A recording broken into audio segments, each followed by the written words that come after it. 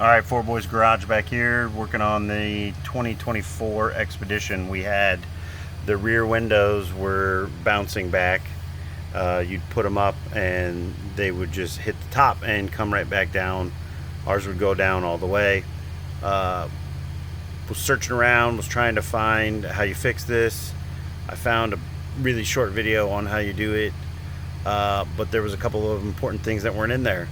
You have to do it from the driver's position to recalibrate these windows. For me, it was the back windows, and all you have to do is use the manual. There's two positions on each switch for up and two for down. One is manual up, manual down, and then the other one, if you push a little further, you'll get a second click, and that's the automatic. You need to use the manual, so you just need to barely pull up until you get in the utmost position, but keep holding, and it should stay there for about 3 seconds. It took me a couple times to do it before it would actually behave, but while it's in the utmost position, you keep holding the manual up. If you pull too far and hit auto, it'll just do it again. But it's really important that you do it from the driver's position.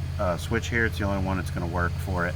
Also, a good thing to do, keep the engine running, and don't use a bunch of battery when you're messing with your windows this way. These window motors pull a lot of juice. Four Boys out.